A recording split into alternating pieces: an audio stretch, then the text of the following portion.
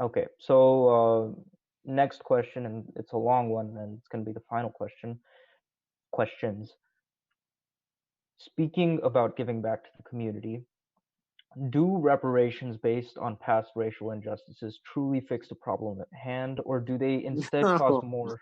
Oh no. Oh no.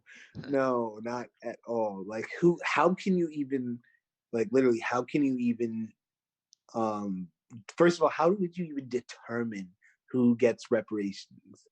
My mom doesn't deserve reparations because my mom's not she did not get affected by American slavery because she wasn't born in America. So like, Right. but she's on paper she's a black African American, like on Right. paper, or like to the random American, Right. like she's Caribbean.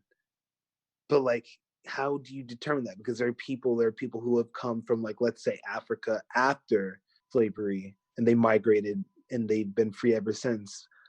How do you know like how do you know who to give reparations to? Like that doesn't make sense to me. Right. But Gandhi's quote, "An eye for an eye leaves the whole world blind," comes to mind. But also, I've can the never heard crimes? that before. That's actually nice. Yeah, yeah, yeah, yeah. It's a great quote. But on the other side of things, can these crimes be forgiven without repercussions or the damages being paid? I think it's too late. If you're going to do reparations, I believe reparations should have happened the day after slavery was uh, abolished. But Right. if you want to talk about any reparations, I would say, and what would actually make more sense would be if you, let's see, if you gave reparations to the people who directly got affected by Jim Crow. I could see that because that was actual um, policies that hurt and affected Black people.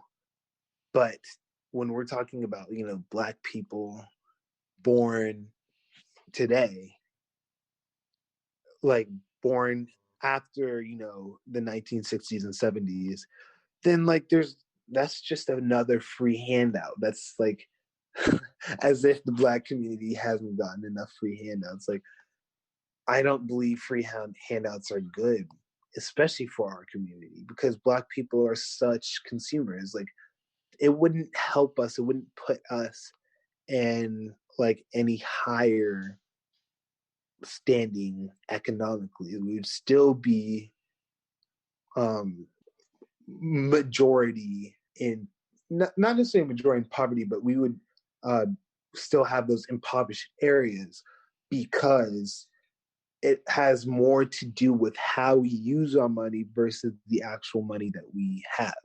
You get what I'm saying? Hmm. Mm-hmm. Yeah, that's pretty much where I stand on the reparations. If you're going to do reparations, it should have been done day after surgery or after slavery was abolished, and that they never did that. If you're going to do reparations now, it has to be only for the people who were alive and in America and Black during Jim Crow and who have suffered during that. Because, like, yeah, that's pretty much all I've had to say on the reparations. Other than that, stop complaining and asking for a handout because Right. Yeah. like you're not going to become successful by getting stuff handed out to you. I have an uncle who who's over 50. He's like 50 freaking 4 or something like that. And he has no job. He just basically lives off of not only the government's handouts, but our family's handouts. Can't do anything for himself.